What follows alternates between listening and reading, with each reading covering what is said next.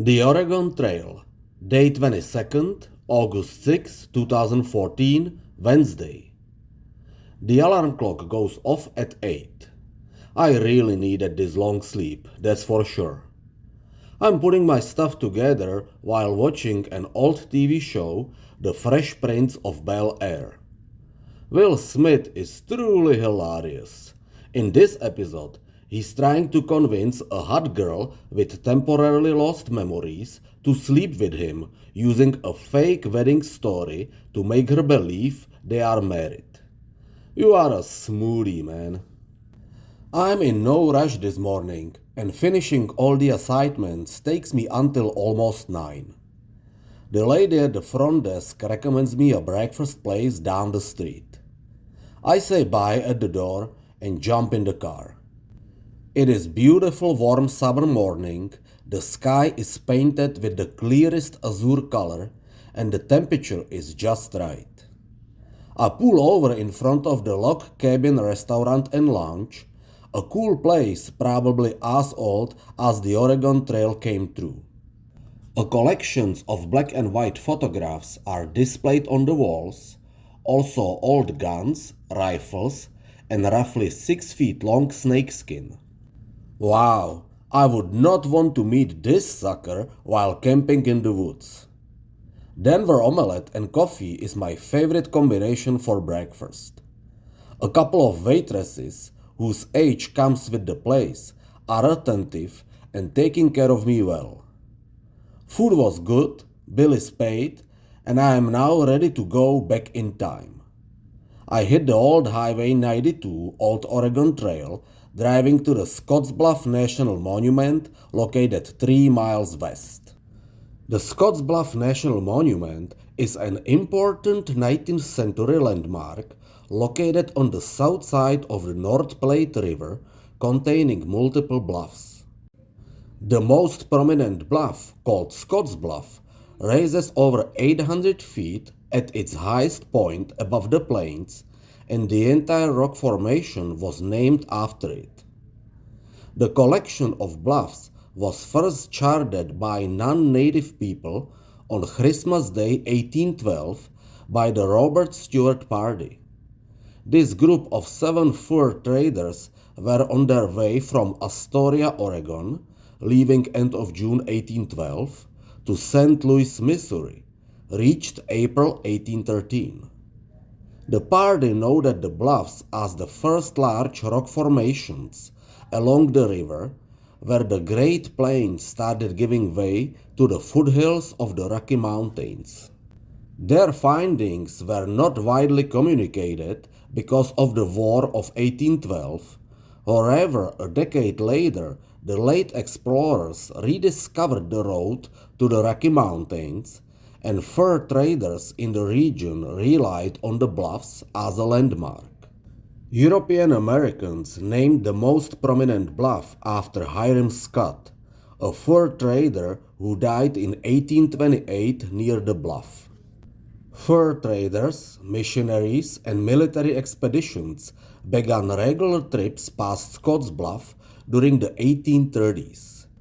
Beginning in 1841, multitudes of settlers passed by Scottsbluff on their way west on the Oregon Trail and later California Trail and Mormon Trail to Utah. Wagon trains used the bluff as a major landmark for navigation. The trail passed through Mitchell Pass, a gap in the bluffs flanked by 2 large cliffs. Use of the trail tapered off in 1869 after the trail was superseded by the completion of the first transcontinental railroad. In between 1841 and 1869, among 250,000 to 500,000 people traveled west past Scottsbluff. The monument is managed by the National Park Service. My highly valued access pass grants me a free entrance. The visitor center is located at the base of the bluff, and as always, first I walk directly to the movie theater. 15-minute documentary is introducing the entire history of emigration in the 19th century, when settlers were passing through this area to the west. Traveling during this time wasn't really easy. Days and weeks of walking next to the covered wagons through the totally unknown landscape towards the dream of living in the promised land. However, the land was still more or less owned by the natives, and they didn't have any sympathies for the new intruders. Attacking the settlers wasn't uncommon as much as rough weather conditions and all kind of sickness and diseases. They say that during the peak period of the emigration era, there was one grave on each mile of the trail as the price to be paid for the desire of conquering the Wild West. I like the exhibits in the visitor center focusing on the westward expansion as well as pioneers, geology, and paleontology of the region, and the drawings and paintings of William Henry Jackson, the famous American painter, photographer, and explorer. In addition, I also learned why the San Francisco football team 49ers is called that name. For those who doesn't know, I have a little hint. It has a lot to do with James Marshall's gold discovery in 1848 and the beginning of the California Gold Rush. The outside exposition is interesting as well. 3 different types of old covered wagons standing under the bluff makes me truly feel that I am the first generation of my family trying to pursue the American dream in the promised land. Roadway leading to the summit of Scottsbluff was constructed in the 1930s by the Civilian Conservation Corps. The road goes through 3 tunnels on its 1.5-mile way to the top. Since it is middle of the week, there is not many visitors, and finding an open spot on the parking lot is not a big challenge this time. I hit the South Overlook Trail, less than half a mile paved trail along the edge. From the overlook, I can see the visitor center below and the Mitchell Pass. Before 1851, pioneers and settlers were using Robidoux Pass since the badlands between the North Platte River and the bluff made travel impossible. Located 9 miles south of Scottsbluff, the pass offered spring and a trading post operated by the Robidoux brothers. In 1851, Mitchell Pass was opened and became the main road for the immigrants heading west on the Oregon Trail. In the distance about 20 miles southeast, I spot Chimney Rock, another historical landmark used by the immigrants on the Oregon Trail. It is a prominent geological rock formation rising nearly 300 feet above the surrounding North Platte River Valley. The peak of Chimney Rock is at altitude of 4,226 feet above sea level. I know this rock from the Nebraska State Quarter released in 2006, a part of my statehood quarters collection, featuring a covered wagon headed west past Chimney Rock, honoring Nebraska's role in westward migration. Another path starting from the parking lot is the North Overlook Trail, a half-a-mile paved trail heading towards the peak. It is a spectacular view from the highest point on the bluff at the altitude of 4,659 feet. I can see the entire North Platte River Valley. The river is meandering down below, separating the 2 neighboring cities, Scottsbluff and Gering. The train tracks I was driving along yesterday runs from the east end of the plateau to the west edge. A super long cargo trains are passing through, mostly towards the west. From this high vantage perspective, they look like a choo-choo trains I used to play with when I was a kid. I literally feel like I went back in time up here while staying on the spot where the settlement of the Wild West took shape. It is shortly before noon. This was a great visit. I learned another piece of American history today.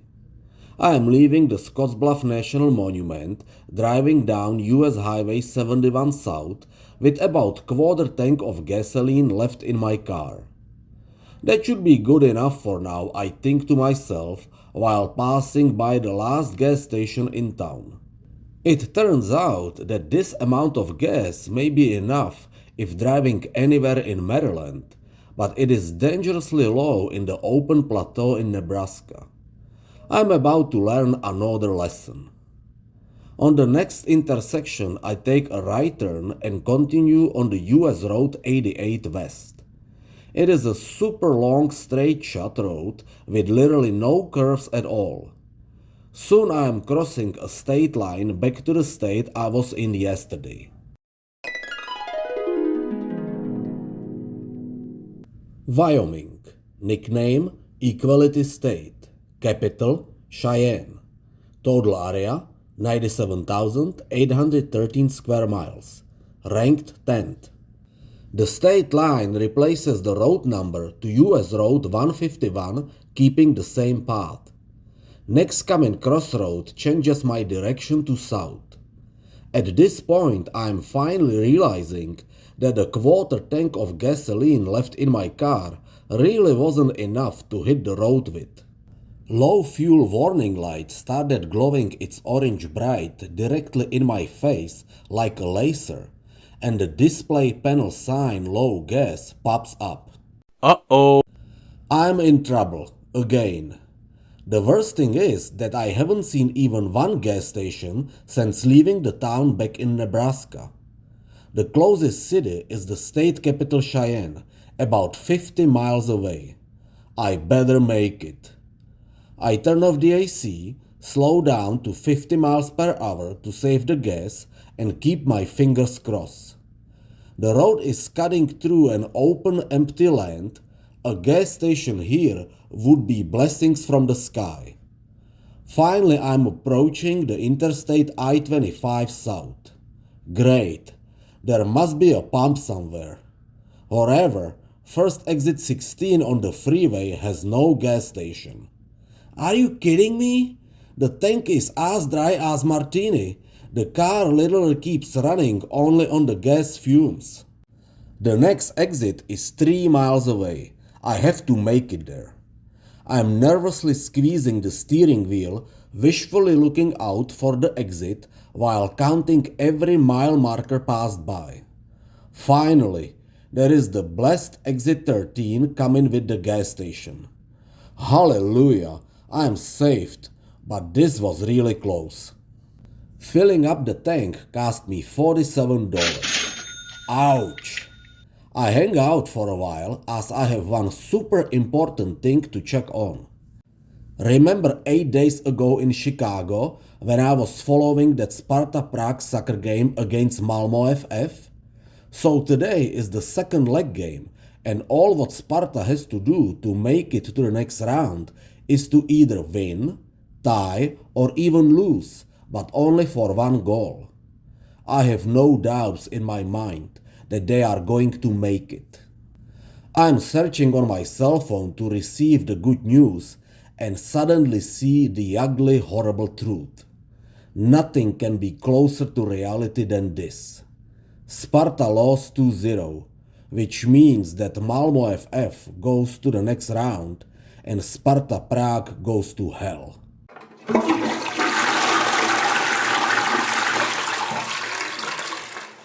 The great feeling from making it to the station on empty tank is suddenly gone. I feel horrible now. I definitely didn't expect this. I have nothing else to say. A cup of coffee and chocolate bar cheers me up a bit. I need to snap out of this. It's better to hit the road again. Interstate I-25 South passes through the city of Cheyenne, and soon I leave the state for good to the next one on my trip. Colorado. Nickname the Centennial State. Capital Denver. Total area 104,093 square miles. Ranked 8. The state's name comes from the Colorado River, named by the Spanish travelers the Rio Colorado, for the ruddy silt the river carries from the mountains. The state was admitted to the Union on August 1st, 1876 as the 38th state, 28 days after the centennial of the United States Declaration of Independence. It is mid-afternoon, time for a late lunch. I get my usual in the closest Cracker Barrel restaurant and keep driving down the I-25 south. The population of Colorado is nearly 10 times higher than in Wyoming, and the traffic on the 3 lanes freeway is much heavier. On certain spots, I can still drive 70 miles per hour, while a few miles further down, the traffic completely stops. The Denver metropolitan area is quickly coming on the road. Mostly modern steel and glass landmarks proudly stands in downtown south of the interstate. While driving, I am trying to find the one to be most familiar with, and I finally spot it just for a second or two in distance. The Colorado State Capitol building with its glorious Capitol dome, covered with golden leaf, sparkling in the sunshine like a gem. I was standing on the 15th step on the west side stairway back in 2003. Why this particular step? Well, this one is precisely at an altitude of 1 mile. Here is a tricky question. Do you know Denver's primary nickname? I switch to Interstate I-70 West, leaving the city behind, and soon start facing the first hills of the Rocky Mountains. After driving about 1,000 miles mostly on straight plateaus in the past 2 days, it is mountain rally time now. Traffic is still heavy, and my poor 4-cylinder car has a hard time keeping up with local SUVs and trucks with big engines. While half an hour ago the temperature was 91 degrees, now in higher altitudes the mercury dropped down to 75 degrees. 2 days ago in Montana, I was crossing over the Continental Divide in the Glacier National Park. Today I am crossing the divide again, although not exactly over, but underneath. Yes, that's correct. The 1.693-mile-long Eisenhower-Johnson Memorial Tunnel carries the Interstate I-70 under the Continental Divide. With a maximum elevation of 11,158 feet, it is the highest vehicular tunnel in the United States and also the highest point in the interstate highway system. I am getting sleepy. All this driving up and down the hills has the same effect on me like back in the days when my mother used to cuddle me. I didn't fight it then, I'm not going to fight it now either. Shell gas station in the mountain city of Silverhorn is a perfect spot to take 20 minutes nap. This high altitude air is really something. I sleep like a baby. A short nap was helpful. I am using a restroom inside a store and keep going. The plan is to drive to the city of Grand Junction about 175 miles away and get a hotel room there. It is already late afternoon though, let's see if I can make it. From the top of the nearest hill, I can fully overlook the Dillon Reservoir built in the early 60s. The smooth dark waters spilled between the hills are reflecting the surrounding mountains and the sky.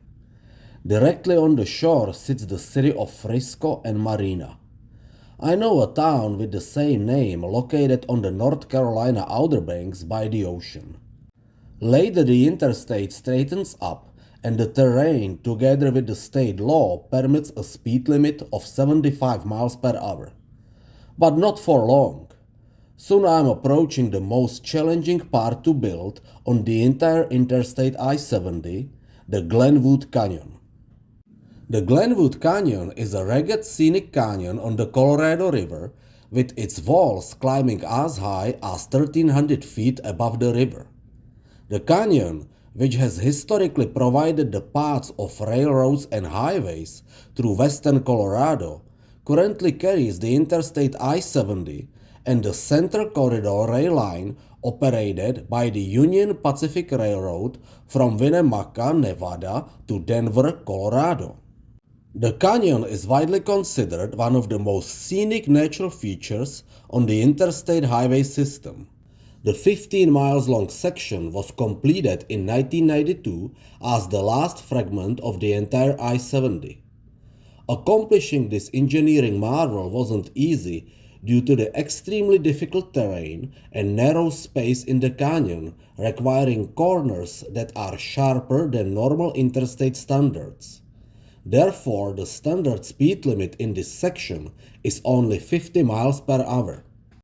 The entrance to the canyon welcomes me with the construction sign "Expect delays" and the speed limit dropped to only 30 miles per hour.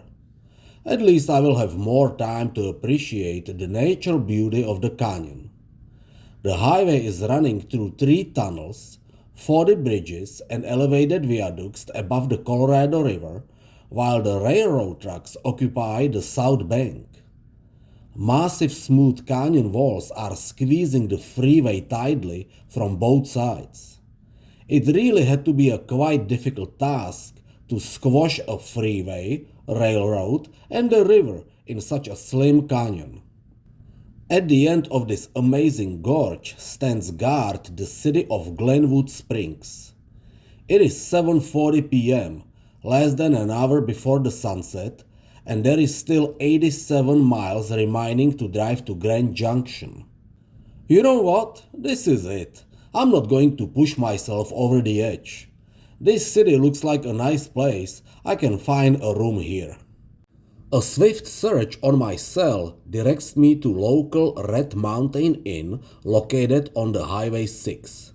The front desk guy seems friendly and gives me a fair price of $88 plus tax for the room.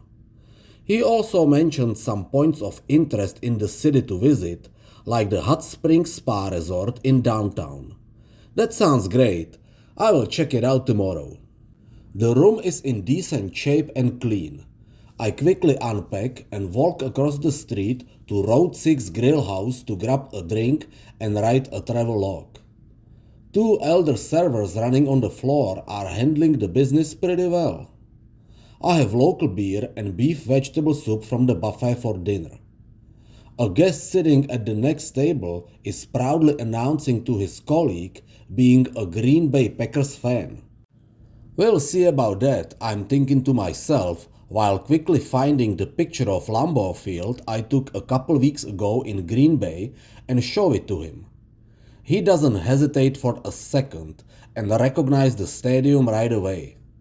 Alright, you are a true fan, I say. I finish the dinner, write the last notes to the log, and walk back to my room. It is pleasant evening. I feel great up here in the mountains, surrounded by steep hills and rocks. After shower, I fell into a bed and let that high elevation air do its magic again.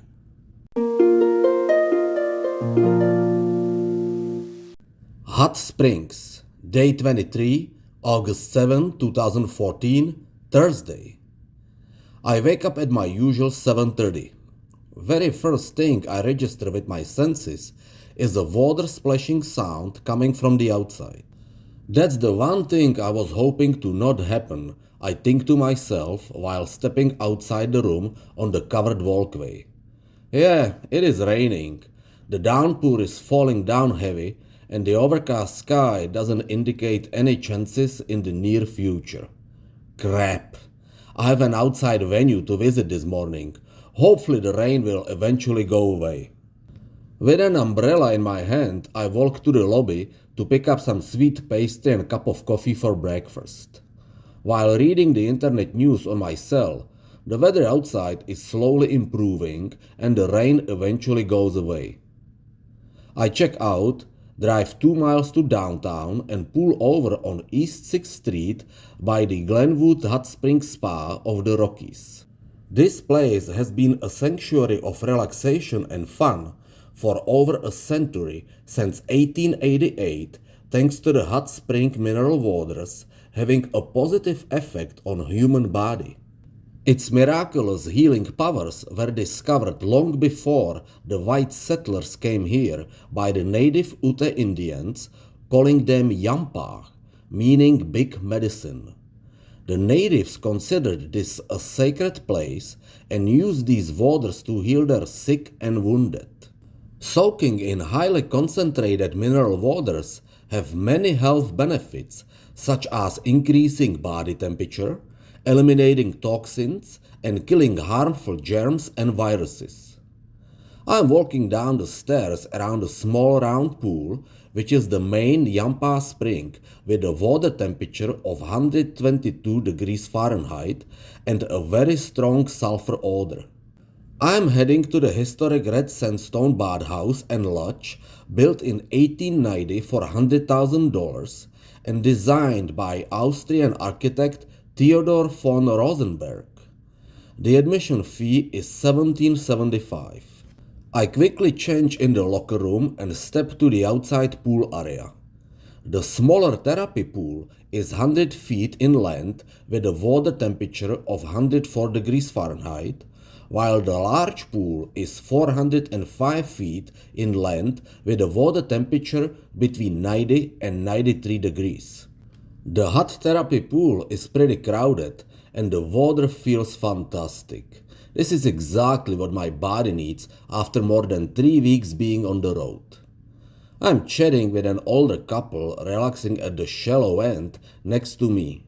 They live in Aspen and visit here pretty often.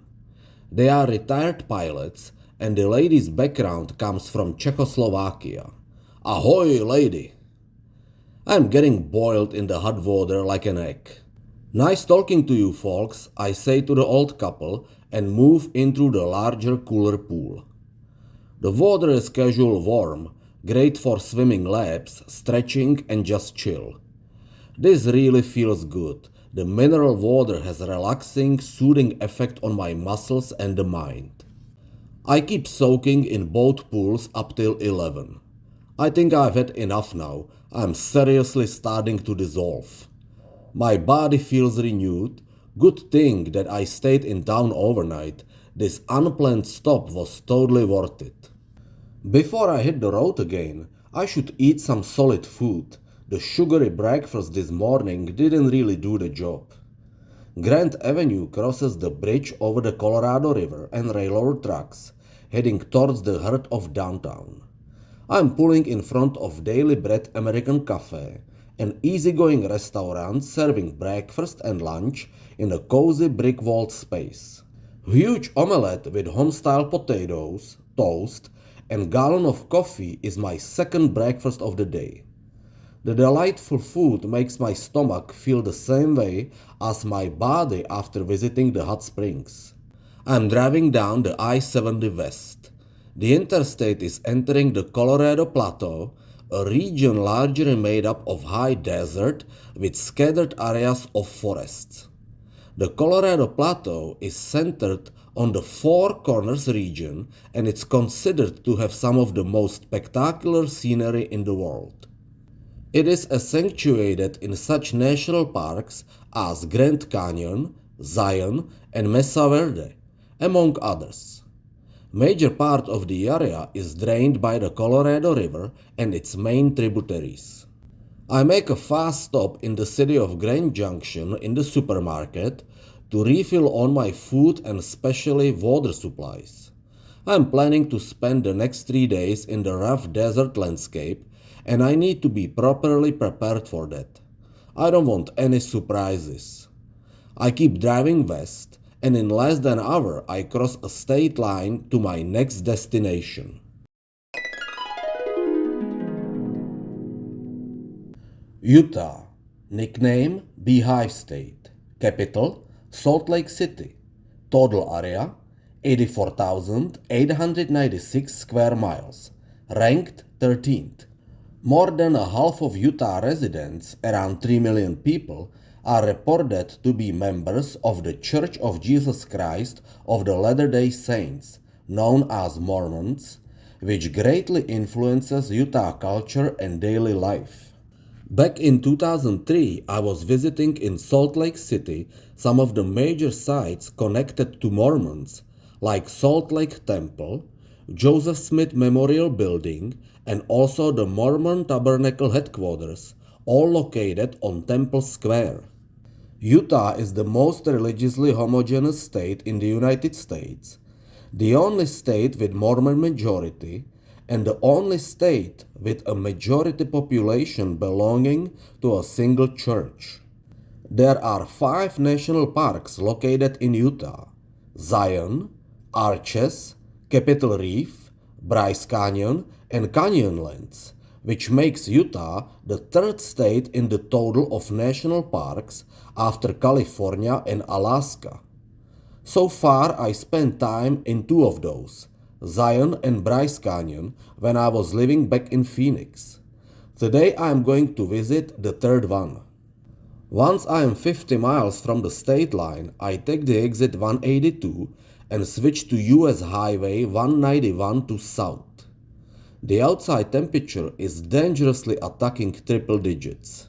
I almost forgot what it's like, even though it's been only 3 years since I lived in Phoenix. It is slightly after 3 p.m. when on the next crossroad I turn left and pass through the entrance gate to the Arches National Park. This amazing landscape of contrasting colors, landforms and textures located on the Colorado River is unlike any other in the world.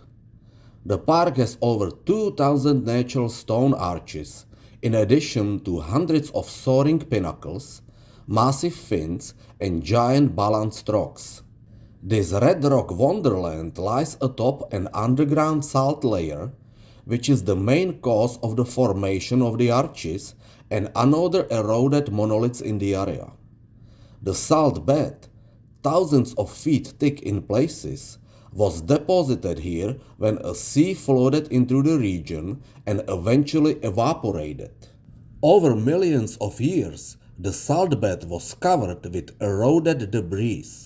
The weight of the cover caused the salt below it to liquefy and force up layers of rock into salt domes. As this subsurface movement of salt shaped the landscape, erosion removed the younger rock layers from the surface and finished the job. Today, more than 700,000 visitors each year come to see this unique place and enjoy the fragile high desert ecosystem. The visitor center by the entrance is the lowest point of the entire park at an altitude of 4,085 feet. The inside of the building is pleasantly cooled down. The burning sun stays outside. 15 minutes introducing movie is a must-see obligation for me, and grabbing a free map is a smart practical move. First, I noticed there is simply one campground in the entire park with only 52 sites. I have no illusions about finding an open spot, but I'm going to try my luck anyway and drive directly to the camp about 18 miles far. The road starts immediately climbing up in curves through the section of the park called Courthouse Towers, which is a collection of tall stone columns. Then the road runs along the rocks on the left called the Great Wall, while on the right stands a series of rock formations called the Petrified Dunes. The formation was produced when ancient sand dunes hardened into stone under the overlaying subsequent material, which later eroded away. The most famous part, the windows section, is further away on the right. However, I continue without stopping all the way to the end of the road. There is a loop with lots of parking spaces and Devil's Garden campground on the side. The camp office is closed. The host should be back in an hour. Never mind, at least I can take my first hike. The Devil's Garden trailhead is the starting point for local hikes, like this moderately easy 1.6 mile trail to Landscape Arch, pictured on the front page of the park's map. This hike shouldn't take me more than an hour, so I can be back in the camp before the host returns. The maintained trail is sneaking between rock formations through a desert landscape. The hard grit surface soon turns into a deep soft sand, difficult for walking. 2 short side paths bring me to see other arches in the area, the Tunnel Arch and Pine Tree Arch, before I reach the viewpoint of the longest arch in the park, the landscape arch. Its length is longer than a football field and in places only 11 feet thick. Earlier I was talking about erosion having a big effect on the creation of the arches. The same process, together with the gravity and elements, are indeed responsible for its destruction, and this particular arch is the greatest example of it. In 1991, a 73 feet long slab of sandstone fell from the thin section of the arch, and two smaller blocks followed later, prompting the Park Service to close the trail that once passed beneath it. They don't know how long the arch is going to last. The final day of this incredible formation may be perhaps tomorrow. This could be the last chance to see this fragile beauty, I guess. I keep going on the path a little further to see another nearby arch called Partition Arch. The trail is sharply climbing up the sandstone rock. From its top, I have a beautiful view of the arch and the surrounding landscape. From this point, I don't walk any further and rather start going back towards the car. While walking, I spot a local blue-feathered bird, Pinion Jay, elegantly jumping from one rock to the other. He doesn't seem distracted by my presence and continues with his afternoon stretching. I'm returning to the trailhead. The sun turned the inside of my car into a sauna. I couldn't get in without having a stroke. I roll all the windows down, wait a while, and drive across to the camp. The old host couple is just coming back, having the crucial news I was hoping for. There is one open side left in the camp, the disability spot right next to the washroom. Great, I'm taking that one, I say, quickly fill up the paperwork, and like usually pay just $10 camping fee thanks to my access pass. The site has a concrete driveway made for a large RV, not really the best surface to build the tent. However, in the mid part is a small sandy spot just perfect to fit my shelter. I swiftly settle down and unload the leftover firewood from Montana I still carry in my trunk. According to the bulletin board by the office, there is a Green Desert presentation program in the outside amphitheater tonight at 9 p.m. Sounds like a good opportunity to find out more info about the park's fauna and flora I could use for my book. It is around 6 now. There is still time left to explore the area before the sunset. Closest point of interest is 3 miles south, the Fiery Furnace viewpoint. The Fiery Furnace is a natural labyrinth of narrow passages between towering sandstone walls, creating some kind of bizarre rock city. To enter the area, visitors must accompany a ranger-guided tour or obtain a hiking daily permit at the visitor center. There are no trails, signs, or cairns in the Fiery Furnace. Navigating its complex passages requires physical ability and careful observation. Since I didn't obtain the permit and there is simply not enough time for the hike anyway, the ranger-guided tour takes up to 3 hours. A short video of the Fiery Furnace area taken from the viewpoint must do.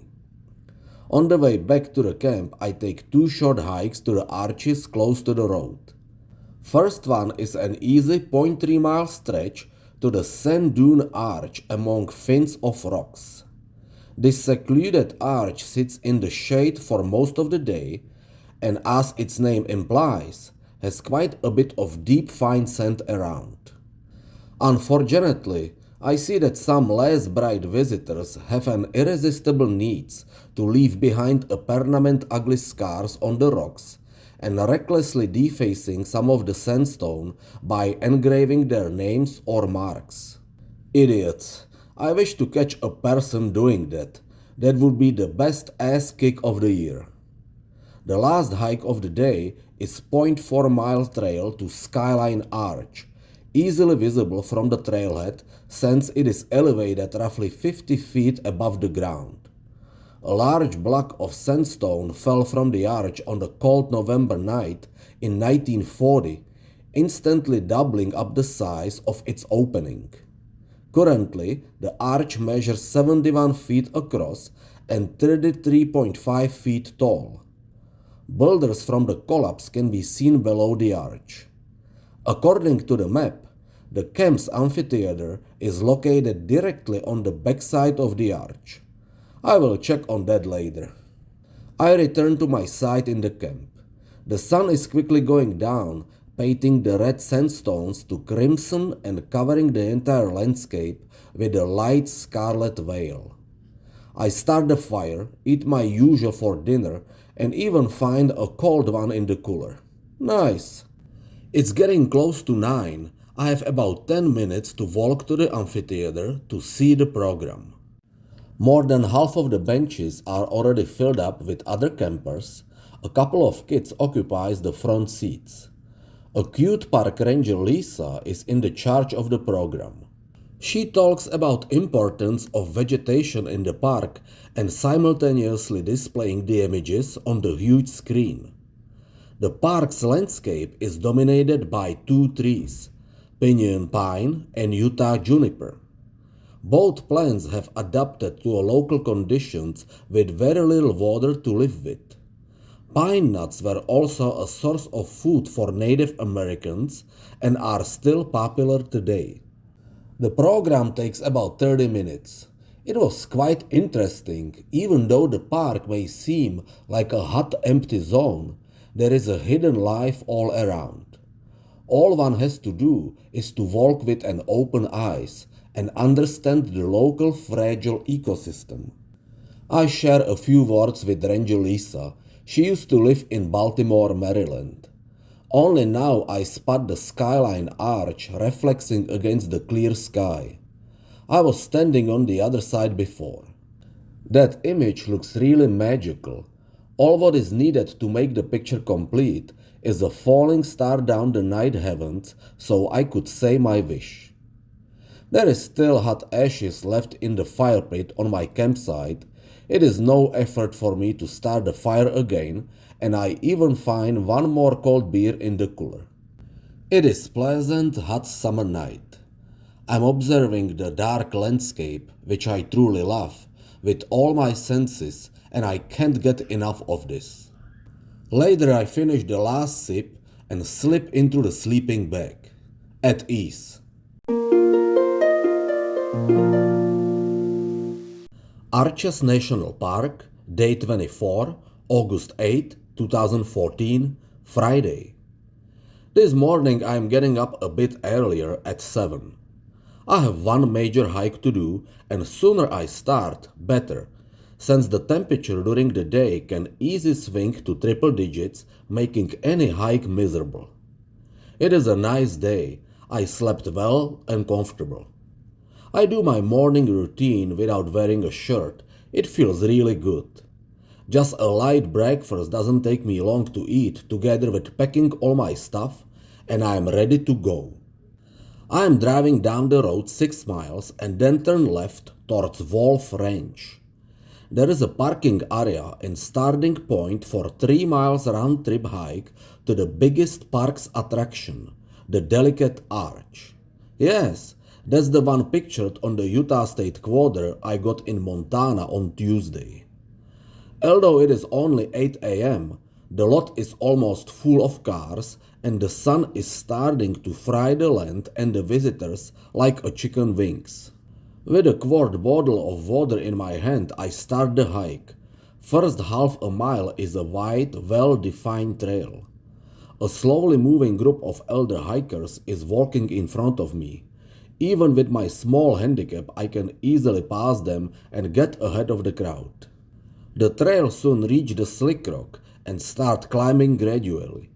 The overall elevation gain on the trail is 480 feet. I follow the rock cairns to stay on the right direction, take a small sip of water, and keep passing one person after another. The trail levels out towards the top of the rock face and continue through sand and shallow basin-like rock. There is no shade anywhere on the trail. Blue bandana tied around my forehead in headband style is getting soaked with my own sweat. Now the trail goes along a rock ledge for about couple hundred yards and ends up on the top of the rock where across is placed the most recognizable icon of Utah, the delicate arch. This dramatically shaped freestanding sandstone arch is 65 feet tall, proudly standing on the edge of the Slick Rock Canyon with background of La Salle Mountains in the distance. I walk along the edge of the rock closer to the arch and sit down across on the top of the boulder. I am waiting for the right moment to take a picture without any people standing underneath the arch, but it is the same as waiting for Godot. There is constantly somebody standing under spoiling the picture. Some idiot is even trying to climb the arch, of course without any success. With a huge portion of patience, I manage to take a couple of good pictures anyway, and I start walking back. Seeing this stunning natural beauty arch was definitely one of the top moments of my trip. On the way back, I am meeting a large stream of visitors heading towards the arch. It was a smart move coming in early. It is going to be overcrowded there by now. Good luck to take a decent picture at this time. Just before reaching the parking lot, I visit the wall French cabin standing aside. The cottage was built by John Wesley Wolfe, who settled in the location in 1888 with his eldest son Fred. He chose this tract along Salt Wash for its water and grassland, enough for a few cattle. For more than a decade, they lived alone on the remote ranch in one-room cabin. In 1906, Wolfe's daughter Flora Stanley, her husband, and their children moved to the ranch. Shocked at the primitive conditions, Stanley convinced her father to build a new cabin with a wood floor. However, the Stanley family moved to Moab 2 years later, and in 1910 they sold the ranch to Tommy Larson and returned to Ohio. John Wolfe died in 1913 at the age of 84. It is 10 o'clock. The parking lot is totally packed. A few helpless drivers are circling around, hopelessly looking for an open spot.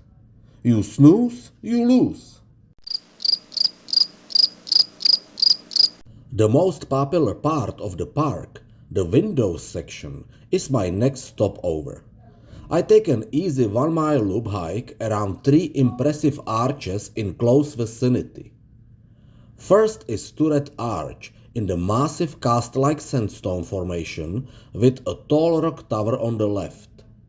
There is a crowd of visitors with the majority of Asian travelers, and I can also hear a French language now and then. The loop continues towards the north and south window arches, sometimes called spectacles.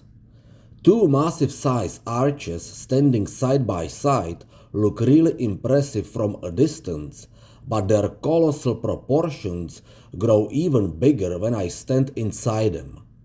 A park ranger standing below with a small group of hikers is talking about importance of walking only on the designated trails to protect the very delicate ecosystem in the park. The last arch I reach in this area, actually 2 arches, is Double Arch. Those 2 giant arch spans, which are joined at one end, sharing the same stone as a foundation, were formed by water erosion from above, rather than more typical erosion from the side. The large opening has a span of 148 feet and a height of 104 feet. Down off the main road is the starting point of another short loop trail leading around the base of a fragile, picturesque rock formation called Balanced Rock. This easily recognizable landmark is exactly what its name implies. A large rock size of 3 school buses balanced upon a narrower pedestal of stone beneath it with a total height of 128 feet. The erosion of the pedestal exposed to elements is passing off much faster than the erosion of the top rock, which means that eventually the boulder head is going to fall down its neck. I better take a picture of this spectacular nature creation before that happens. It is 20 minutes past noon and I am pretty much done here. The Arches National Park is a place where the nature sculptural skill, together with a delicate ecosystem, are creating a world-class destination. The main road brings me back to the park's entrance station. I hang out for a while inside the visitor center and later drive to the nearest town of Moab, about 5 miles away. I'm going to spend the second half of the day mostly by driving, and I need to prepare for that, which means the usual. Getting a second late breakfast in Denny's restaurant and refilling the tank with 7.5 gallons of gas. Now I can hit the road.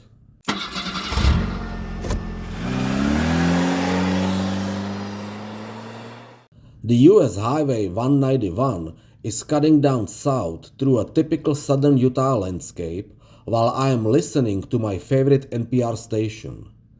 The topic is the ex-president Richard Nixon and his secretly recorded conversations and phone calls in the Oval Office, as well as in the old Executive Office building, the Cabinet Room, and Camp David that started in February 1971 through July 1973. They are playing some of the tapes, right now the part when Nixon is bantering with Secretary of State Henry Kissinger about his upcoming trip to China. Okay, Milhouse, don't forget to pass the best regards to Mao Zedong. It is another hot afternoon. My car announced 96 degrees. The highway passes through the city of Bluff. I remember this place. 11 years ago I spent a night here during my trip when coming from Four Corners. Four Corners is the only place in the country where the boundaries of the 4 states meet. I'm even recognizing the motel where I slept. Is it really that long ago? Behind the city, I switch to the US Highway 163 and continue west. In the next common village of Mexican Hut, I pull over at the gas station and take 5, just like I did 11 years ago. The road is crossing over San Juan River, the significant tributary of the Colorado River, with the average flow at this area about 2,200 cubic feet per second. Traffic is very low, so I can certainly pull over on the side of the road in the slightly left-turning curve just before the beginning of the super long straight shot. I recognize this particular spot very well. One of the snapshots of 1994 movie Forrest Gump was taken right here. The picture taken now I will later compare with the picture I took at here 11 years ago. On the left in distance are rising a monumental rocks formations of the sandstone buttes in the Monument Valley. The valley lies within the range of the Navajo Nation Reservation and it is fully operated and managed by the tribe. I don't plan to visit this magnificent place today. As you can imagine, I already did 11 years ago. I pass by the dusty access road and continue driving on the highway towards the state line I've been waiting for. Arizona. Nickname, the Grand Canyon State. Capital, Phoenix. Total area, 113,990 square miles. Ranked 6th. Arizona was admitted to the Union on February 14, 1912 as the 48th member, the last one of the contiguous states. As soon as I cross over the state line, I feel like I'm coming back home. Arizona has a special place in my heart and always will. First bigger city on the road is Kayenta. I am a little confused with the current local time since Arizona is the only state not observing the daylight saving time. However, the Navajo Nation does. The time on my cell changes several times depending on the area I am currently in. I get a quick bite to eat in the Blue Coffee Pot restaurant operated by friendly natives and serving American food as well as Navajo specialties and classics. The US Highway 160 keeps going west. After 70 miles, I am pulling in Tuba City at the gas station to refill the tank and get 2 gallons of drinking water. Gas and water are the 2 most important commodities needed for survival in this large desert-like open land. Sun is slowly falling down. The moment when it touches the earth is little over 2 hours away. On the next coming intersection, I turn right on US Highway 89 going north. I'm recognizing this area. I've been driving here several times in the past while living down in Phoenix. The Highway 89 added a letter A to its name while approaching the Marble Canyon on Colorado River. The canyon is spanned by the Navajo Bridge, opened in 1994 as the replacement of the original bridge built in 1929, which is still open for the pedestrians and equestrian use. The single-arch steel bridge is levitating 470 feet above the river. I cross over and take a right turn on the Lee's Ferry Road going down for 4.5 miles all the way to the Lee's Ferry campground. The campsite is located near the confluence of the Paria River and Colorado River. This region is known for its raw scenery and amazing landscape, with both rivers having a major influence on its formation. The camp is also a starting point and or final stop for those rafting down the Colorado River. The area I am interested to closely explore is the Paria River and especially the part called Buckskin Gulch. This side canyon is one of the main tributaries of the Paria River, and it is the longest and deepest slot canyon in the United States and maybe the longest in the world. The Wire Pass, a short tributary to the Buckskin Gulch, is another ideal range that takes hikers through the narrow, curving features that makes both places the hallmark of the slot canyons in the entire country. As such, it is one of the premier destinations and receives a high amount of foot traffic. Permits are required by law for both day hiking and overnight backpacking in the Buckskin Gulch and Paria Canyon.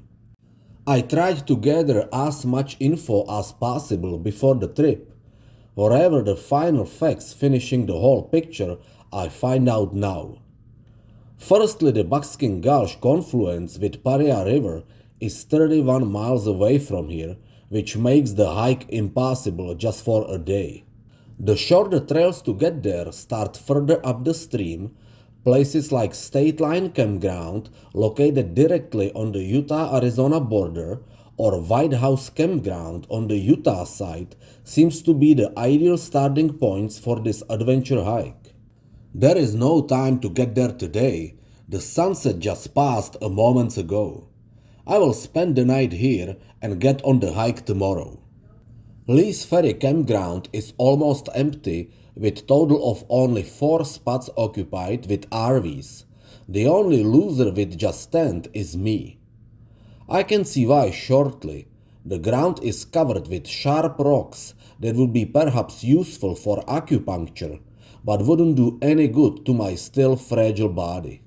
The darkness is mercilessly covering the land, and I have to swiftly make up my mind. Either stay here and spend another rough night sleeping on the rocks, or drive back to Marble Canyon Village and try to find something more comfortable there. I could really use a shower and good night's sleep, so there is not much to think about. The only place in the village to get a room is the Marble Canyon Lodge, the rustic Old West style cottage. There is also an on-site restaurant, gas station and market with a deli. The price is $69.38 plus tax a night. I quickly move in my room, take a shower and write a diary. The antique style furniture with southwestern touches makes the room pretty comfortable and it is clean. I'm checking the map and internet for one more time just to make sure about tomorrow's hike. But now I need to sleep. God and riches. Northern Arizona. Day 25, August 9, 2014, Saturday. The alarm goes off at 7. My whole body feels fragile this morning. I need to stay in the bed for a little longer. I made a smart move yesterday, getting a room instead of sleeping on the rocky ground in the Lee's Ferry campground down the river. I could only imagine how my still recovering body would act after a night like that. Even now, when sleeping in soft, comfortable bed, I feel like getting beat up with the baseball stick. It is 20 minutes past 7 now. I should really stop crying like a baby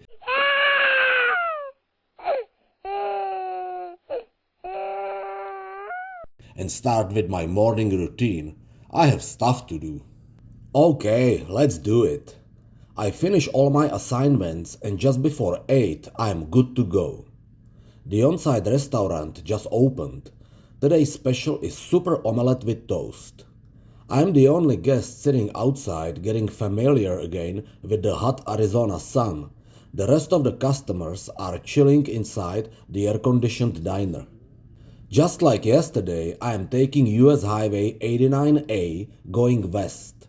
The typical Arizona landscape spreads around, making me realize what I've been missing for the past 3 years while living on the East Coast. After 27 miles, just before the highway starts curving, I turn right on the dirt house rock road that runs north along the edge of protected wilderness area, the Vermilion Cliffs National Monument.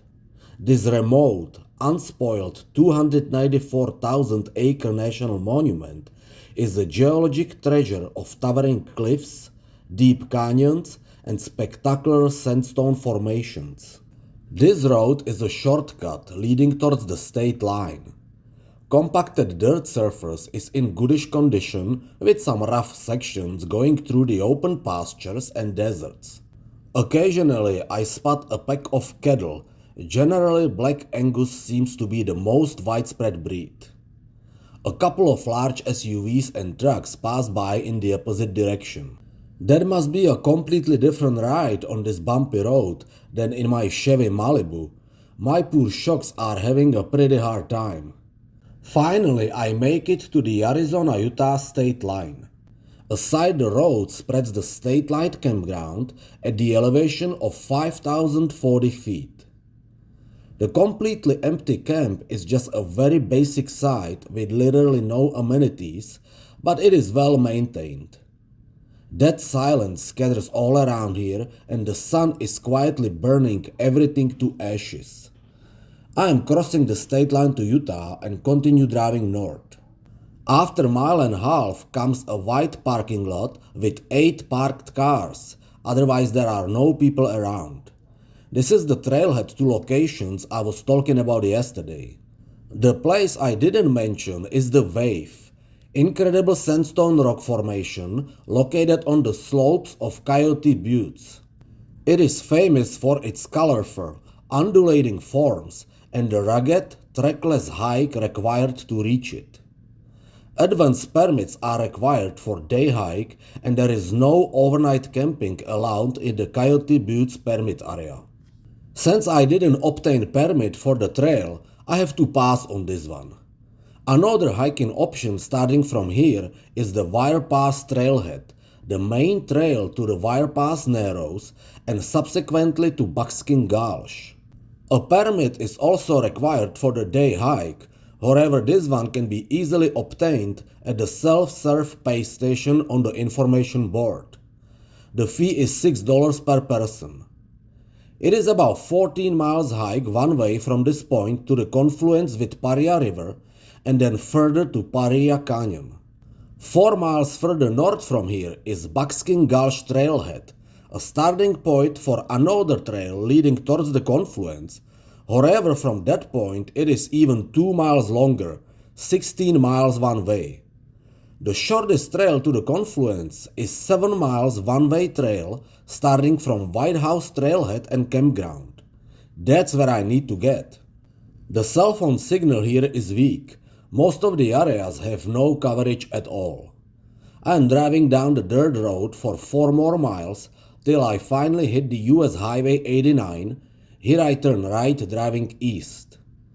I must be in a zone with a mobile signal because I just received a text from my Oakdale friends Mike and Bart. They are asking how far I've made it and guessing that I may be in Arizona by now. Wow, that's an amazing guess. I'm really impressed. 2 thumbs up, my brothers. I'm texting them back, adding the picture of the Arizona state sign I took yesterday when crossing the border. I am driving 5 miles and after crossing the bridge over Paria Riverbed, turning right on White House Road. The dirt road is passing by Bureau of Land Management Contact Station, an agency within the U.S. Department of Interior administrating the Vermilion Cliffs National Monument. White House Campground is 2 miles down the road in an elevation of 4,300 feet.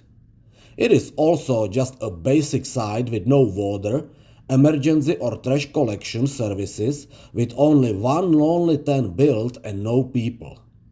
They may be hiking somewhere around most likely. I am getting ready for the hike. It is 93 degrees. This hell hot temperature is going to make the walk very hard. I put enough water and some fruit in my backpack and hit the trail. The path runs south mostly in deep fine sand, not really the best surface for walking. Soon I am reaching Paria Riverbed, that is halfway dry with a weak water flow. During this time of the year, the river is essentially just a large creek, which can abruptly change after a storm or heavy rain. The water level can quickly rise up several feet, therefore it is very important for the hikers to know the latest flood report. The wide, shallow canyon is slowly narrowing as the sandstone walls begin to rise over my head. I am walking on the muddy bank, frequently crossing the stream, trying to find the best way through the riverbed. There is no shade, no wind and no sound, just a bizarre silence and very hot sun. I'm quickly becoming exhausted after walking only about 2 miles. Honestly, I don't think I'm going to make it 7 miles all the way to the confluence. I take a short break, eat an apple and drink water. I've already been hiking through a similar canyon like this one back in 2010. That place is called Zion Canyon Narrows, located in Zion National Park in southern Utah, where the spectacular many miles hike runs through the Virgin River trapped beneath the near vertical walls of Navajo sandstone up to 2,000 feet high in the certain areas. That was one of the best hikes I ever did. Something to remember for life. Today I am certainly in different position and physical shape and I don't feel like pushing my limits too far. It is no big deal. I'm simply not ready yet for this kind of hike in such hot weather. Next time I will come back better prepared. Don't worry, Buckskin Gulch. I may not see you today, but definitely in the future. And that's a promise I'm intended to keep. I'm walking back towards the camp. The burning sun is directly above my head, slowing every one of my steps. It feels like an eternity when I finally behold the camp and walk back to my car. I am glad I made it in one piece. The last thing I would want to experience is something like what happened to me in Vermont while hiking the Stratton Mountain. I change and take off the side back on the US Highway 89 going east. The scenery around remains the same, mostly burnt desert with miniature shrubs and land covered with rocks and dark sand. Suddenly, after 20 miles in far distance, I observe the dark blue deep waters of Lake Powell Reservoir reflecting like a gorgeous mysterious lagoon. Is this real or mirage? I am crossing state line back to Arizona and keep going for 7 miles to Glen Canyon Dam. At the crest sits the Carl Hayden Visitor Center.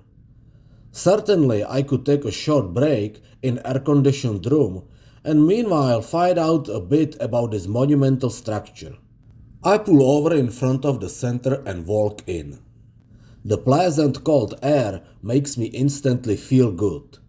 I'm strolling through the expositions and signing up for the guided tour starting in 10 minutes on the crest of the dam.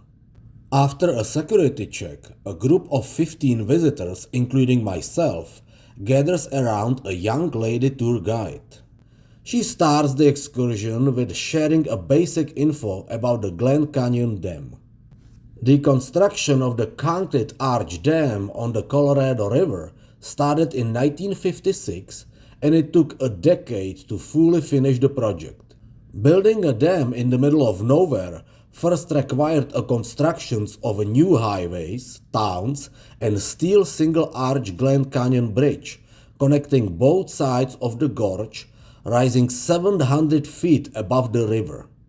The dam itself is 710 feet high from the crest to the foundations and has a crest length of 1560 feet.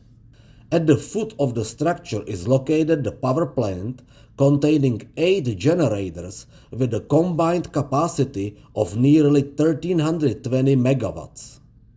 The dam's reservoir, called Lake Powell, is the second largest artificial lake in the country, extending upriver well into Utah. The tour guide girl is leading the group on the crest towards huge 45 tons Francis-style turbine sitting aside. This original 15 feet in diameter giant was after 40 years of service replaced with more energy efficient turbine that takes less water to produce the same amount of electricity. I'm looking left over the Lake Powell, noticing a light discoloring on the surrounding rock walls that indicates the highest point of the water level. It took 17 years from the moment of closing down the steel gates over the diversion tunnels in early 1963 to the point when the lake was fully filled up to its maximum design capacity. Currently, the water level is only on 50% capacity, and the scientists doubt that the water will ever return to the intended heights due to the consistently dry weather in the past decade in the upper Colorado River basin.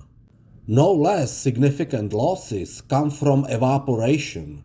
Every year, about 800,000 acre-feet of water disappears from the massive reservoir surface area. Now I am looking right, deep down at the Colorado River. Its clear green water is no longer ruddy and muddy how it used to be for centuries. The dam changed all of that as one of the negative aspects on the environment. Colorado is a high sediment river, which with no obstructions harmlessly flows into the ocean. Now all that silt is being trapped and piled by the foot of the dam.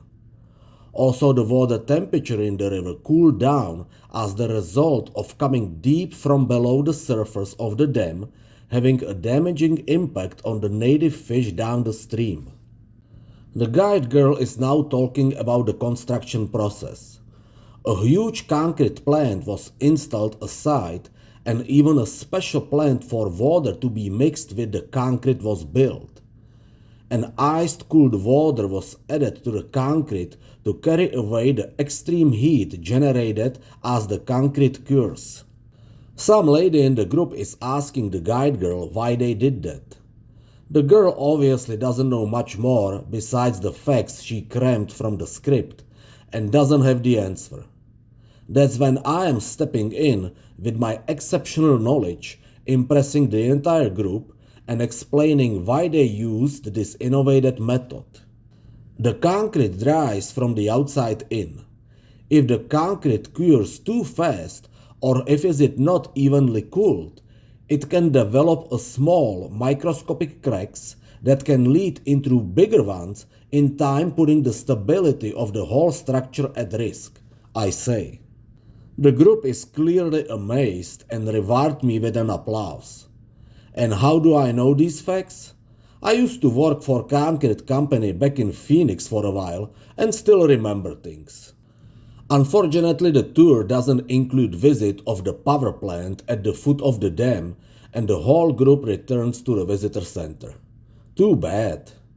Of course, what I wouldn't miss is the short documentary film about building the dam, completing the rest of the picture for me. About 2 times in the past, I visited Hoover Dam and its biggest artificial reservoir in the country, Lake Mead, down the Colorado River. Now I toured the second biggest one.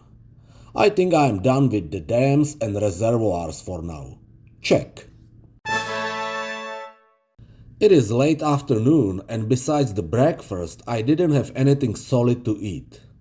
I drive 2 miles down US Highway 89 to the city of Page, founded in 1957 as a housing community for workers and their families during the construction of Glen Canyon Dam. The city is perched atop Manson Mesa at the elevation of 4,300 feet and 600 feet above Lake Powell, closely scanning the massive water surface. After the dam completion in 1966, the city grew steadily to today's population of about 7,500 residents, becoming the gateway to the Glen Canyon National Recreation Area and Lake Powell, attracting more than 3 million visitors per year. A decent-looking place, Dam Bar and Grill, located on North Navajo Drive, seems to be the right place to catch a late lunch. While waiting for the meal, I shoot a call to my friend Bob in Phoenix to let him know that I will arrive tomorrow afternoon. He is very excited to hear that, and so am I. See you later, brother. I hit the US Highway 89 once again, but not for long. South of Page, a detour closes the road, but it's not surprise for me. I did my homework before the trip well, so I already knew what happened here.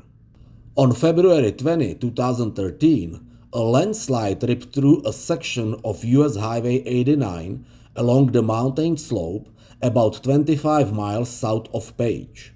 The significant roadway damage forced the Arizona Department of Transportation to immediately close the 23-mile-long stretch of the highway between State Road 98 junction near Page to US Highway 89A junction near Bitter Springs. Reconstruction of the highway is currently underway and is estimated to be completed by late spring 2015. The detour is running on 44-mile-long Navajo Nation roadway US 89T side by side to US 89 from Leachy to Gap Junction. I'm driving south through lonely wide open empty landscape without cell or radio signal. To be perfectly honest, I don't need any of that right now. I want to peacefully enjoy this unique land belonging to native Navajo Nation. At Gap Junction, I connect on US 89 and keep going south. In Cameron Village, the road crosses over Little Colorado River, and the next coming intersection with US Road 64 is well known to me. This road would bring me directly to the south rim of Grand Canyon. I've had the pleasure and privilege to hike twice this natural wonder back in the past. The radio signal is slowly coming back as I am getting closer to the city of Flagstaff. I tune in NPR station and can't take my eyes off from the San Francisco Peaks, the volcanic mountain range growing in the far distance. The name to the peaks was given in the 17th century by Franciscans of Arabia to honor Saint Francis of Assisi, the founder of their order. Back in 2009, I was standing on the top of the highest summit in the range, Humphreys Peak, which is with the elevation of 12,633 feet, the highest point in the state of Arizona. I'm approaching Flagstaff. How the city with a population of nearly 70,000 residents obtained its name has several versions. all of them having to do with striping a lone pine tree and making it into a tall flagpole. I pull over at the gas station, refill the tank with 10 gallons and take 5. It is 6:20 p.m. now. I am done for today. Phoenix is only a little over 2 hours away. That is an easy task for tomorrow.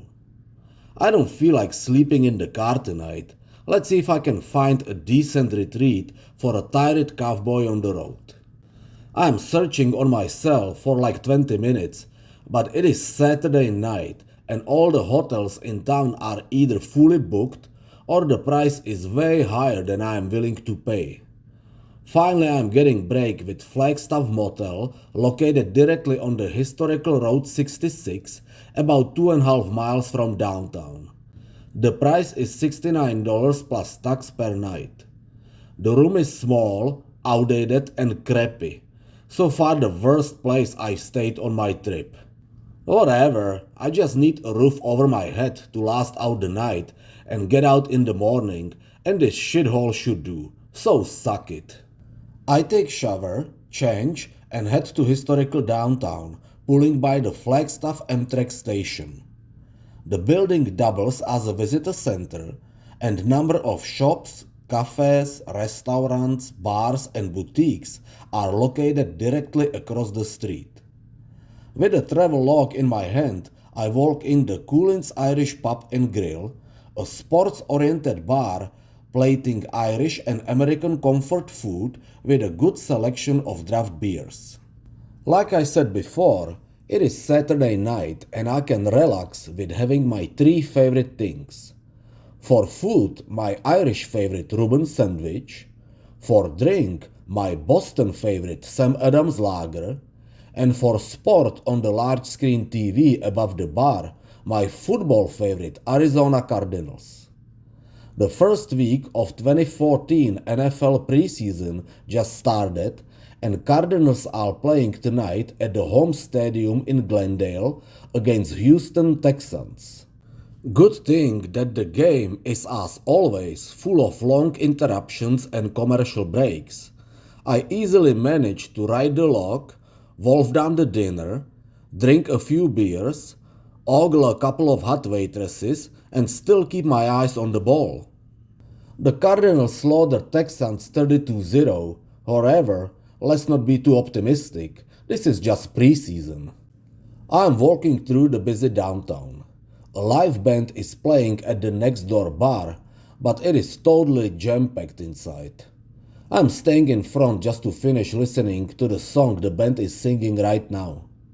I know this tune. The darkness covered the city long ago. The streets are full of Saturday night fever now.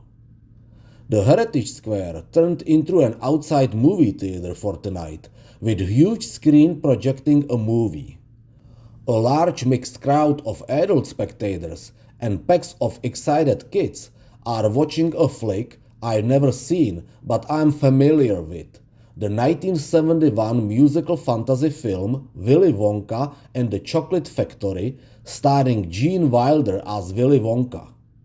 I love this actor, especially his movies with Richard Pryor. I watched that sweet sugary show for like 20 minutes and then rather leave, for the safety reasons naturally. I don't want to drown in the chocolate river. I'm returning in front of the Amtrak station. It is a full moon night. The huge snow-white glowing wheel is hanging over the sky like an absolute ruler of the night. I don't feel like going back to my shithole room yet. I'm walking on the train platform, zigzagging between a clumps of commuters, waiting for the Southwest Chief, the passenger train running daily from Chicago, Illinois to Los Angeles, California. The scheduled arrival is at 9:51 p.m., but the train is running late. I know very well what it's like. It can be tricky to stay on the time schedule when traveling over the entire country. Anything can happen. The full moon magical night brings back old memories that suddenly entered my mind. Back in 2009, we were visiting in town with Redisa, staying in a nice hotel, and the next day we hang out in downtown. A friendly elder native chief made us a picture by the station in front of the huge old locomotive axle. Old memories can be painful sometimes, and I suffered enough this year. Pain no more. I'm driving back to my motel. All I wish for is to quickly fall asleep and wake up into a new day, new adventure, new beginning. Spiritedly fly like an arrow through the night, hitting the center of my desire. Valley of the Sun, day 26, August 10, 2014, Sunday. I'm getting up a bit late at 8. I have plenty of time this morning, there is no rush. To get through the always boring morning routine, I am watching the investigation channel on TV. Although it is Sunday morning, the crime never sleeps. I know that very well myself. Back in my native country, I served in the state police force. I step outside the room and my eyes get direct hit by the sharp Arizona sunshine. On the bottom of the glove department, I find sunglasses I barely use. Now they come in handy again. I have one particular place on my mind to have breakfast, my favorite morning place, Crackle Barrel. I don't even need to use GPS to get there. I've been in this local store several times before. I order big. The country boy breakfast is the largest plate on the menu. I'm feeling a familiar touch. With only 2 hours away from Phoenix, I know I'm coming to home. I need to stop being sentimental. There will be enough opportunities for that later. Within a few miles, I switch 3 different roads. First the Interstate I-40 West. After a few miles, change to I-17 South, taking the first coming exit and connecting on US Highway 89A going south. Before arriving in Phoenix, I would like to visit one place I really like.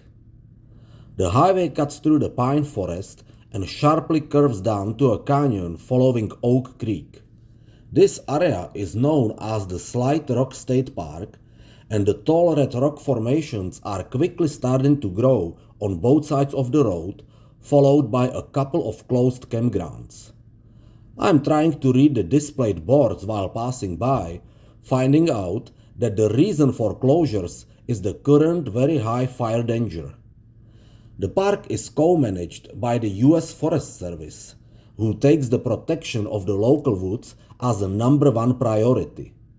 Back in 2006, a huge wildfire, reportedly started by campers, seized the entire area, and it took 10 days for the firefighters to fully put the flames under control. 7 more miles down the road, I'm approaching the most prestige, natural, and spiritual location in Arizona, Sedona. This city, with a little over 10,000 residents, gained the fame for its array of red sandstone formations created by a thick layer of red to orange colored sandstone, found only in the Sedona vicinity of this kind. I've been hiking here many times before. However, today I'm not here for hitting another trail. I'm after a short peaceful moment in this venerable location, and I know exactly where to go for that.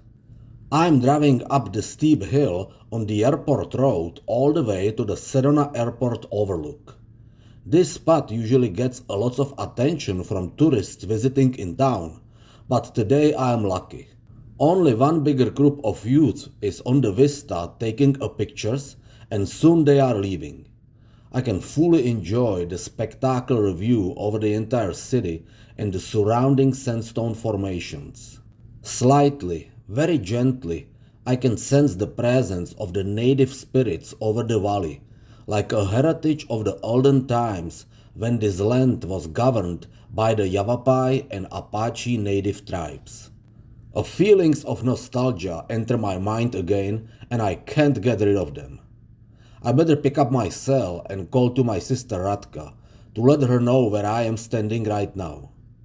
She understands how I feel being back in Arizona, getting in touch with my rudiments. I have to do this so I can move on and put that whole accident thing behind me. I certainly enjoyed my peaceful moment up here, but nothing's lasting forever. Another group of travelers is entering the vista, which means I should go. I am driving down the Mesa, passing through the town taking the US Highway 179. Just south of Sedona, I am pulling over for a short while on the parking lot, which is also a starting point for some of the popular hikes in the area. The Bell Rock Trail runs by the landmark butte Bell Rock, one of the Sedona vortex spots. Another rock formation is growing nearby on the west side, the Courthouse Butte, with the summit elevation of 5,440 feet. I did most of my hiking here. It all comes to me like a wild river of amazing memories. The highway runs down south. Just before entering the ramp to Interstate I-17 South, I pull over to take a whiz hidden behind a large shrub. The sun hits me strongly with full power and high temperature. My car shows 97 degrees and keep rising. I'm setting up the cruise control and dialing my boy's dog phone number. Last week I sent him a text message congratulating him on his newborn daughter Tatiana, but I haven't spoken to him since. He is glad I'm calling. There is a fun fair happening this weekend in our town in Czech Republic, and Doc is hanging out with the old gang. I remember those carefree old days when we used to group together for the fair as the last venue of the summer break before returning back to school in September. It feels so long ago and so far away. It would be a pity though if I would lose the touch with my past back in the native land. Have a great time, my brothers. I will come visit again when the time is right. The interstate passes through a rough terrain of the Mogollon Plateau, the southern plateau section of the larger Colorado Plateau I was entering a couple days ago. Driving here is just like riding a roller coaster. I started this morning in Flagstaff at the elevation of 6,910 feet. Just a second ago I passed by 5,000 feet altitude sign and the freeway is still falling drastically. The southern edge of the Mogollon Plateau is formed by the Mogollon Rim, the southern boundary of the entire Colorado Plateau, and the final stage between the high elevated central east Arizona and the central Arizona desert floor with the elevation as low as 735 feet. I am entering the Phoenix metropolitan area, often referred to as the Valley of the Sun. In the urban area of northern Phoenix, I am starting to get familiar with some street names and exits. Like this US Highway 74 heading west is the connector to Lake Pleasant, important artificial reservoir created in 1927 and filled by the Aqua Fria River. The lake is a cornerstone of the surrounding regional park, the large outdoor recreation area serving as a major alfresco hub for the Phoenix area. Next coming is a huge intersection with the Loop 101, the semi-beltway encompassing about 3/4 of the Phoenix metro area and connecting a number of suburbs, like this neighborhood called Deer Valley. Furthermore south on the left is Group of Parks Phoenix Mountains Preserve, with its second highest point in the valley, Piestava Peak, formerly Squaw Peak, at 2,610 feet. The highest peak and prominent landmark for the entire valley is Camelback Mountain. I can't see the summit well from the freeway, plus I really should concentrate more on driving. The traffic is starting to grow.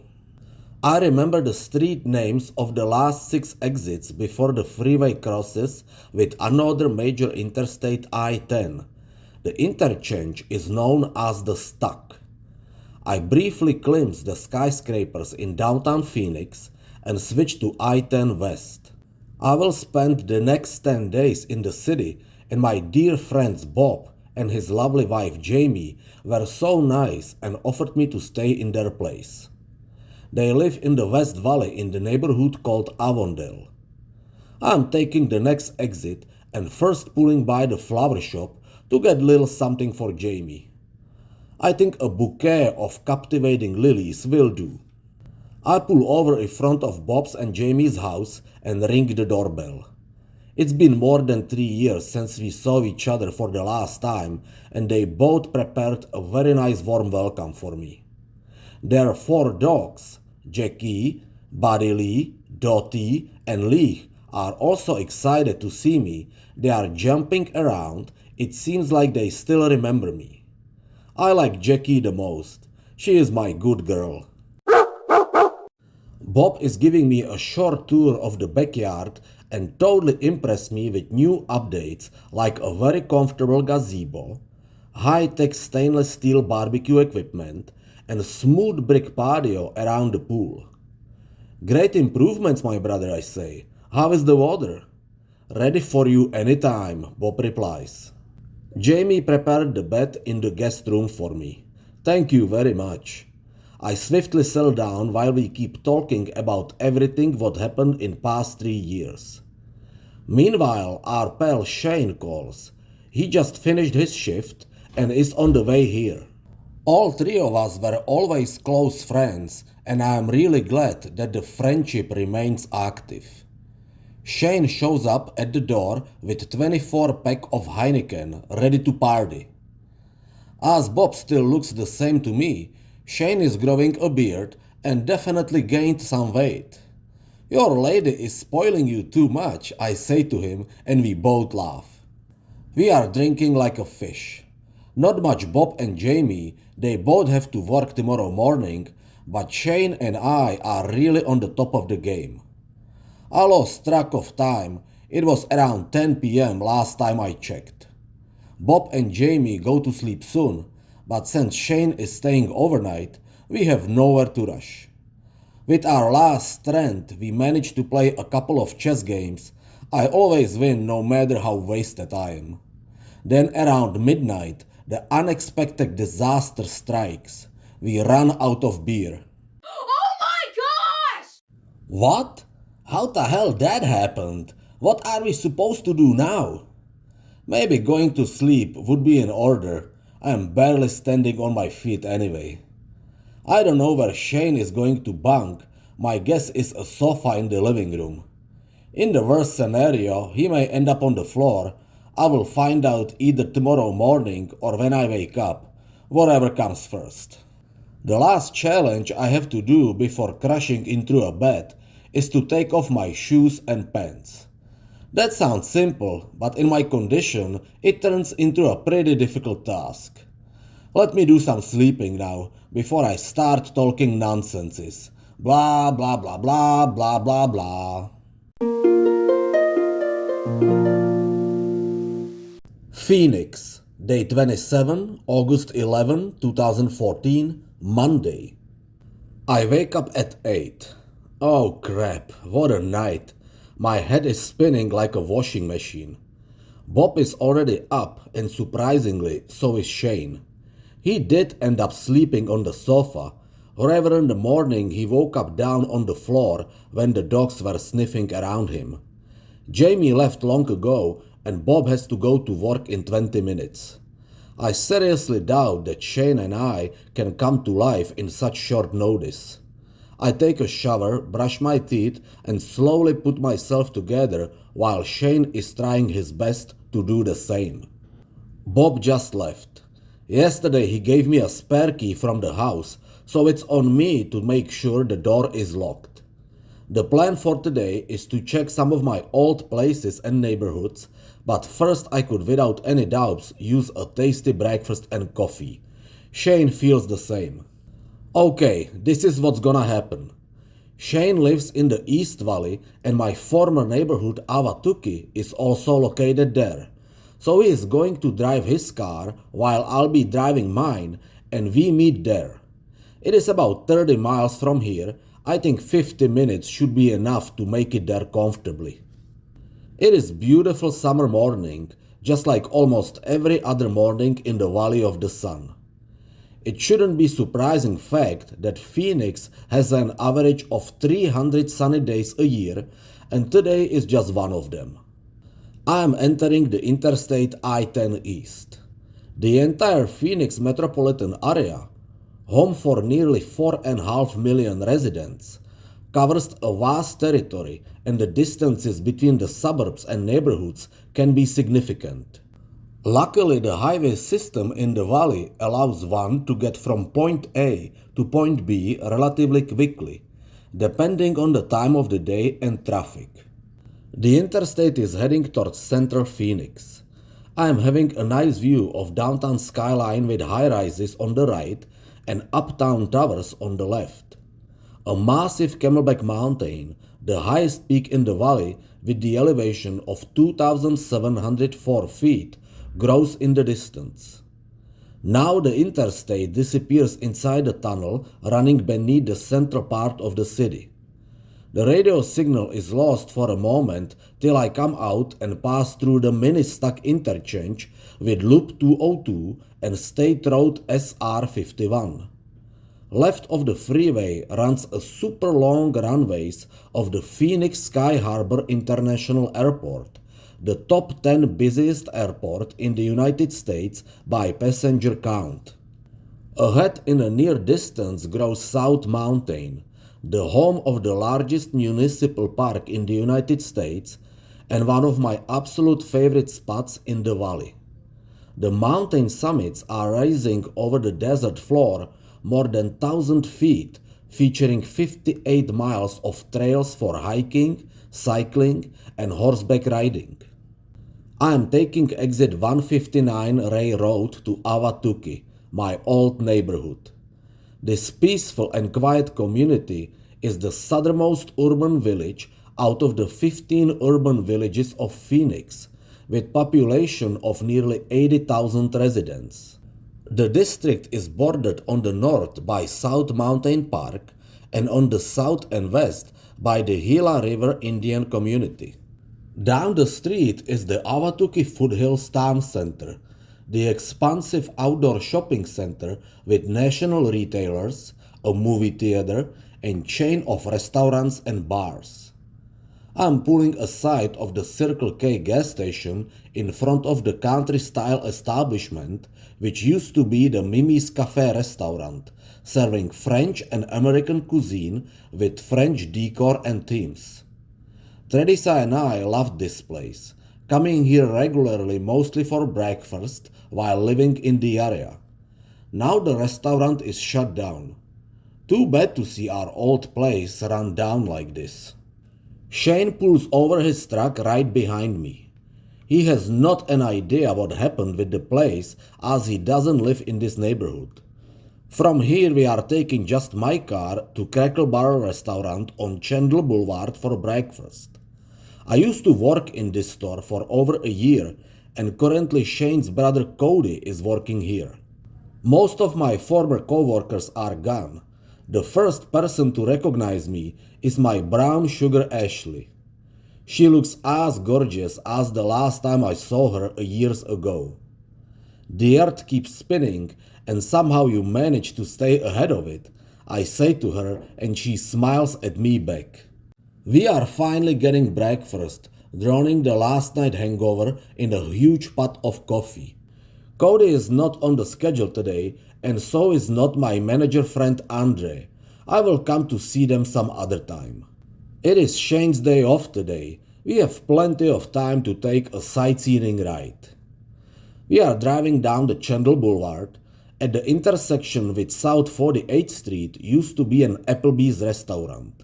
Shane, Bob and I were hanging out there on occasions. Actually, this is where I've met Bob for the first time. Now the place is also shut down. I see what is going on. As I don't live in town anymore, my favorite places decided rather to close. I'm turning right on South Mountain Parkway, driving over the hill and turning right again on East Ray Road. Second driveway is the entrance to the Mountainside Luxury Rentals apartment complex where Teresa and I used to live. Here we become distanced. She returned back to East Coast and I made a very hard and painful decision to follow back east a year later in May 2011. I used to love this apartment. Its style, convenience, location, view, surroundings, community, landscape, weather, just about everything. I've really got attached to this environment and it was not easy for me to leave. Directly across the street spreads a large shopping plaza. Most of the stores remains open, including the Global Bikes Awatuki bike shop, where I bought my current mountain bike, the fifth one in total. At the right corner used to be a sports tavern. They shut down about 3 weeks before I left the town in 2011 and the joint remains closed. This was really cool bar. I remember watching here the 2008 season Super Bowl between Arizona Cardinals and Pittsburgh Steelers, when only a small step was missing for overriding the history. Cardinals lost 23-27. We are taking railroad to east, crossing the bridge over the Interstate I-10. In the blink of the eye comes back to me an old ritual I used to keep doing while overpassing the freeway in this direction back in the days. First, I always looked towards the eastbound of the interstate, seeing an open landscape of the Sonorak Desert, and then I looked to the westbound to see the distant silhouette of the Camelback Mountain, while trying to guess which direction is going to be my next move when time to leave the city will come. To east or to west? That's the question. Across the freeway starts the city of Chandler, one of the prominent suburb cities in the metropolitan area. The street stretches a long straight shot through the community along places and businesses I mostly recognize. The boulevard crosses over the Loop 101 and knocks against Arizona Avenue. I'm turning right towards downtown Chandler and pulling over in front of the Crown Plaza San Marcos Golf Resort in the northwest corner of downtown square. I worked here for about a year and a half just before leaving town. The resort was founded in 1912, the same year when Arizona traded in its territorial status to become the 48th state. The founder, Dr. Alexander J. Chandler, established a small town southeast of Phoenix that bears his name and began building his dream, an oasis in the desert, a resort that would tempt the visitors to return year after year. The San Marcos Resort soon became a luxurious desert retreat and playground for the rich and famous. While the rest of the country was suffering from winter weather, the most prominent guests from all over the world congregated between December and April to soak up the sun and enjoy golf, tennis, swimming, teas, movies, and many other outdoor-indoor amenities offered by the resort. Some of the notables include the 31st President of the United States, Herbert Hoover, the Hollywood star actor Clark Gable, the French fashion designer Christian Dior, or Chicago's mafia top boss Al Capone. In 1982, the resort was added to the National Register of Historic Places. I'm stepping in the lobby and right away noticing some changes, like the new furniture and brand new vestibule bar. Nice! It looks brighter and more spacious here. I like those improvements. The staircase nook is still proudly displaying a portrait of the city and resort founder, Dr. Alexander J. Chandler. The hallway leads into the AJ's Cafe, my former working floor. Right away I recognize my former coworker and friend Dulce, talking to the hostess, and she remembers me. Dulce got promoted soon after I left, and now she is the restaurant manager. Nice, congratulations girl, I say. I take a look around. The entire place is remodeled with new tables, booths, flooring, silverware and glassware. Dulce says that the new owners are improving the resort and bringing a fresh, modern feel to the rustic charm of the historic property. We keep talking for a while. She is doing well and lives her life. It really was nice to see you again. Stay in touch and take care, I say and leave. Shane is walking with me along the resort. The restaurant and lobby are not the only remodeled spots. The courtyard directly connected with the downtown square is also newly refashioned with juicy looking grass and tile patio. The center water fountain remains the same. The tall brick wall that was viciously separating the yard from the street was demolished and replaced with a light steel fence broadly opening the entire lawn to the square. I'm really glad for all those changes. This resort definitely deserved a new face. Suddenly my cell phone rings. Bob is calling, asking for our location. Bob is working as a field technician for Hewlett-Packard Company, and coincidentally he just finished a small job in the area. Cool, let's meet then. We cook a plan in no time. Bob pulls over right by the resort shortly. It is around noon. We all could use some refreshment while walking in the Murphy's Law, a relaxed neighborhood tavern with an Irish theme. No matter how brutal the welcoming party last night was, I could handle a cold one, and Shane feels the same. Only Bob is still on the clock and orders just a water. We are chilling in nicely air-conditioned bar for a while. Bob still has one small job to do this afternoon, and Shane is getting tired, ready to call it off. I give him a lift back to the Awatuki Foothills Town Center, where Shane parked his car. Alright, brother, have some rest now. I will see you later, I say. Welcome back, brother, he replies, and we split. Shane lives in the city of Mesa, another suburb in the East Valley, about 20 minutes away. I still have plenty of time before heading back to Bob's. I would like to make one more visit on my former job site. The Red Lobster Seafood Restaurant is located down the West Ray Road across the freeway on the Chandler side. I worked in here for over a year, and since the company has operations nationwide, I was able to transfer the job to Asheville, North Carolina when I moved there in 2011 and later to Annapolis, Maryland. Believe it or not, the interior of the restaurant is also completely renovated, creating more industry-style touch.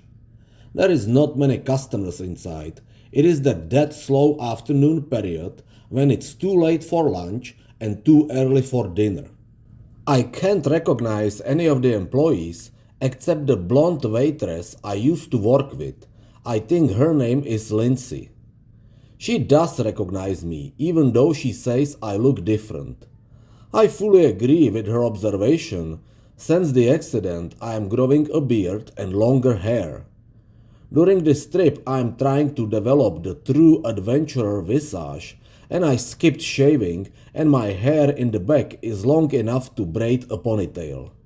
I think they call my hairstyle a mullet. Lindsay gives me a thorough insight of what happened in the restaurant since I moved. Most of the former co-workers either left to different joints or some of them even moved out of state, like my sweet friend Emma relocating to Florida.